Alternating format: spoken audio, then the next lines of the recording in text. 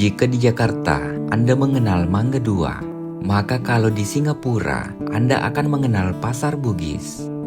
Salah satu pusat terbesar di Singapura ini memang menjadi tujuan para wisatawan untuk berburu oleh-oleh dan barang-barang murah.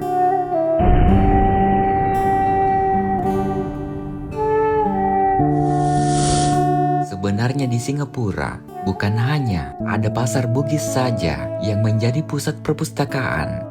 Masih ada beberapa tempat belanja murah Singapura yang menjadi tujuan para wisatawan seperti Little India, Chinatown, Mustafa Center, dan masih banyak lagi. Di antara pusat-pusat yang ada di negeri Singa, nama Bugis Street memang menjadi salah satu tempat yang paling banyak dikunjungi. Selain menjadi tempat belanja orang-orang Singapura, tempat ini juga menjadi tujuan para wisatawan untuk berburu oleh-oleh dengan harga yang lebih murah.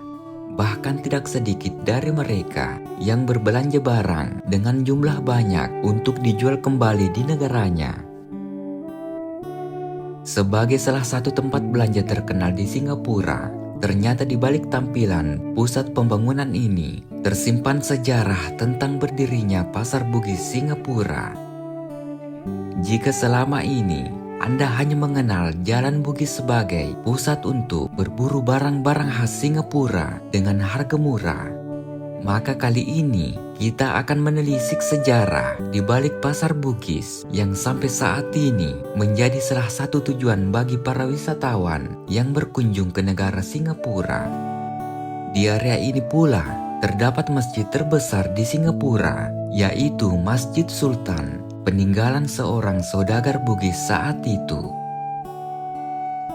Mengenal Pasar Bugis Singapura, bangunan dengan ciri atap dengan layar elektronik yang sengaja diletakkan di bagian atas sini memang tidak pernah sepi dari pengunjung.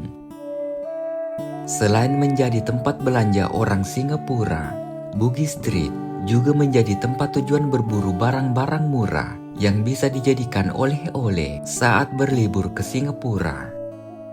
Sebenarnya, jika dilihat dari tampilan pasar ini, tidak ada yang begitu spesial di dalamnya.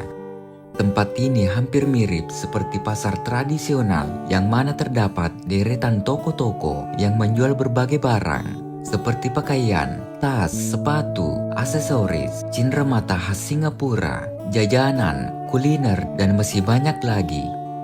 Di sepanjang lorong, Anda akan menemukan toko-toko kecil yang hanya menyisakan jalan sempit untuk dilewati para pembeli. Pasar Bugis menjadi salah satu pusat menara yang menjual barang-barang dengan sistem tawar-menawar, sehingga banyak pembeli akan melakukan penawaran termurah demi mendapatkan harga yang lebih miring. Sejarah Bugis Street Singapura. Sebelum menjadi bangunan megah seperti saat ini, dulunya jalanan Bugis menjadi tempat berkumpulnya para pedagang dari berbagai negara. Bahkan nama Bugis sendiri sudah disematkan sejak Singapura masih bernama Temasek, di mana kota yang menjadi pelabuhan dagang ini menarik banyak imigran dari berbagai etnis yang ada di negara-negara Melayu. Para pedagang ulung Bugis Indonesia pun juga banyak yang mengadu bisnis di sini. Pada tahun 1829, orang-orang Bugis dari Sulawesi Selatan, mereka kebanyakan menjual berbagai jenis rempah-rempah asli Indonesia dan juga emas. Mereka datang ke Temasek menggunakan perahu pinisi dengan cara menyeberangi lautan. Di sana pedagang-pedagang ini juga membentuk komunitas orang Bugis yang bermukim di sana. Hingga daerah tersebut dipilih sebagai kampung Bugis besar. Orang-orang yang tinggal di sana agar orang-orang Bugis ingin mengadu sebagian di negeri orang. Saat ini, daerah tersebut dikenal dengan nama Bugis Village Singapura. Memasuki tahun 1950 sampai 1980, jalanan Bugis memasuki masa kejayaannya, di mana jalanan ini menjadi salah satu pusat perpustakaan terbesar di Singapura pada masa itu. Banyak sekali penjual kaki lima yang bisa ditemukan di sini.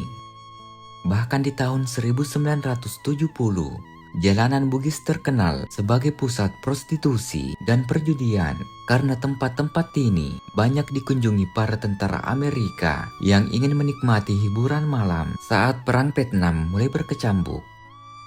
Pada tahun 1985, hiruk pikuk dan gemerlap malam di sepanjang jalanan Bugis mulai dibubarkan sejak dimulainya pembangunan stasiun MRT oleh URA.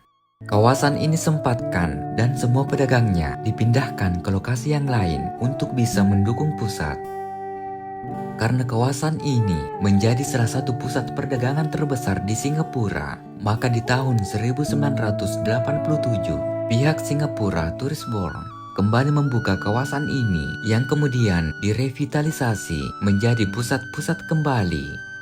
Pada saat itu, jalanan ini mulai dibangun sebuah gedung yang akan dijadikan sebagai pusat pembangunan di negara Singapura yang kemudian diberi nama Bugis Junction.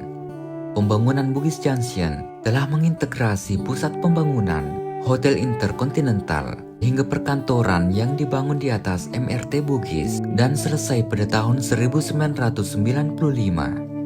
Di tahun 1995 inilah Jalan Bugis mulai dibuka menjadi kawasan pusat pembangunan dengan konsep pasar tradisional oleh pihak pemerintahan Singapura.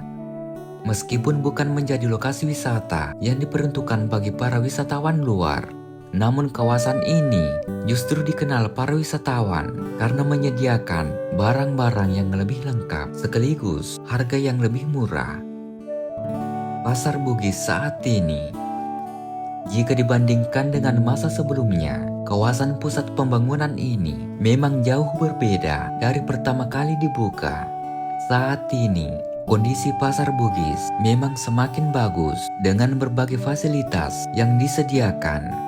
Para pedagang di sini juga lebih banyak, bahkan ada yang berasal dari luar negeri seperti Malaysia, Thailand, Vietnam, Indonesia, India, Arab, dan negara-negara lainnya. Untuk barang-barang yang dijual di sini pun sangat beragam, mulai dari pakaian, tas, sepatu, aksesoris, cenderamata, jajanan, dan lain-lain. Untuk brand pun, kebanyakan barang yang dijual di sini adalah brand menengah seperti Pool, Uniqlo, Beer, dan lain-lain. Sehingga Anda bisa mendapatkan harga yang lebih murah untuk barang-barang yang Anda cari. Sedangkan untuk pusat belanjanya juga dibagi menjadi dua. Di sisi jalan bernama Bugis Junction yang merupakan pusat pembangunan dengan konsep mall, dan di sisi seberangnya lagi ada Bugis Street yang menjadi pusat shopping street di Singapura. Mungkin cukup untuk konten kali ini membahas tentang Pasar Bugis di Singapura. Semoga bermanfaat. Jika ada kesalahan mohon dimaafkan. Tetap ikuti konten-konten kami selanjutnya. Mari berwisata sejarah dan budaya. Wassalamualaikum warahmatullahi wabarakatuh.